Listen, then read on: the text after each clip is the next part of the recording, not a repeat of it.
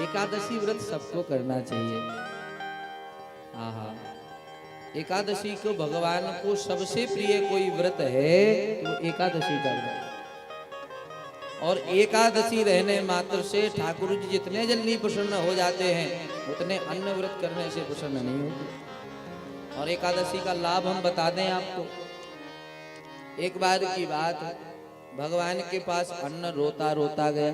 संत कहते हैं कि अन्न देवता जब भगवान के पास में पहुंचे तो भगवान से कहते हैं, प्रभु सबके लिए छुट्टी है, मेरे लिए कभी छुट्टी नहीं है। जब देखो लोग महाराज खाए खाए के चक्कर में है, कभी रसगुल्ला, कभी रसमलाई महाराज, कभी कचौड़ी, कभी पकौड़ी है, फुर्सत ही नहीं महाराज पेट को। देखो सप्ताह में एक दिन की छुट्टी सरकारी भी होती है, रविवार की छुट्टी होती है कि नहीं? तो बोले शरीर को भी तो रेस्ट चाहिए है, और शरीर में खाए जाओ महाराज तो लीवर खराब हो जाएगा है, तो डॉक्टर को दिखाना पड़ेगा। इसीलिए शास्त्रों का नियम है कि कम से कम भैया 2 एकादशी महीने में आती है, एक शुक्ल पक्ष की एक कृष्ण पक्ष की। तो बोले 15 दिन में कम से कम एक बार पेट को भी तो फुर्सत दे दो है, कम खाओ। और एक बार की बात है, एक भगत हमारे पास रोता रोता आया, बोले महाराज एकादशी से तो हम तंग आए गए। हमने कहा क्या बात है? बोले महाराज जिस दिन अन्न दिन रहते हैं तो कम खर्चा होता है, लेकिन एकादशी का दिन आता है महाराज, कूटू का आटा लाओ, सिंगाड़े का आटा लाओ, और महाराज साबूदाना लाओ, कितने महाराज व्यंजन आते हैं। तो बोले महाराज उस दिन तो इतना खर्चा होता है, परेशान हो गए। देखो एकादशी वैसे तो निराहार रहना चाहिए, एकादश्याम निराहारा, बिना जल के एकादशी का, निर्जल एकादशी का व्रत करो। हर एकादशी निर्जल रहो।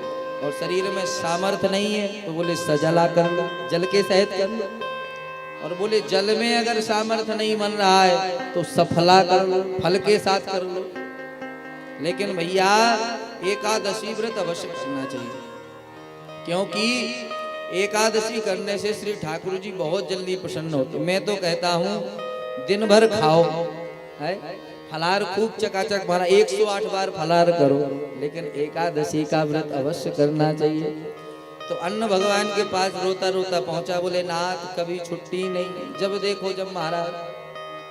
तो एकादशी के दिन जो अन्न खाएगा भगवान ने कहा उस दिन उसको पाप मिलेगा, इसलिए एकादशी के दिन अन्न नहीं खाना चाहिए, एकादशी के दिन फलार रहना चाहिए। और 2 लोगों की छुट्टी रहती है, किस किस की?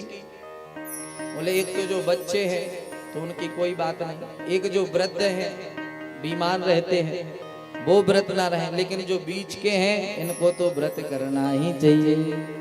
और आजकल लोग और कहते हैं, बोले महाराज बचपन से हम व्रत रहने लगे, बचपन से भजन में लग जाएं। मैं आपसे निवेदन करूं, अगर बचपन से नहीं लगोगे तो 55 में लगने वाले नहीं हो। क्यों?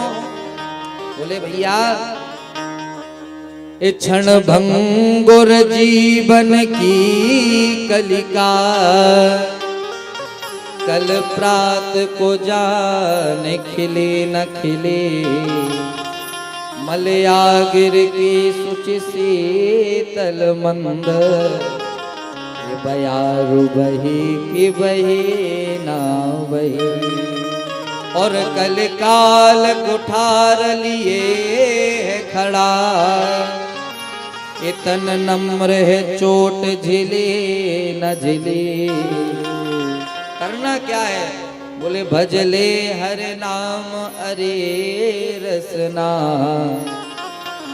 अंत समय में हिलेना। भैया जब कोई फूल कली रूप में रहता है तो कोई उसको तोड़ता है?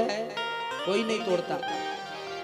और जब फूल खिलकर अपनी जवानी पर आ जाता है तो महाराज फूल को ले जाके हम भगवान को समर्पित कर देते हैं।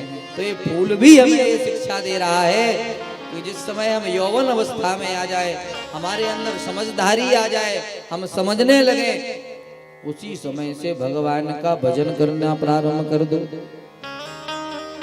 क्योंकि भैया उस समय से अगर भगवान के भजन में नहीं लगेंगे तो 55 में फिर भजन होने वाला नहीं है। क्यों? बोले पेट में आंत नहीं रहेगी, मुख में दांत नहीं रहेगी, मुख से राम कहोगे तो फिर आम निकलेगा है। इसलिए भैया भगवान का भजन प्रारंभ कर दो।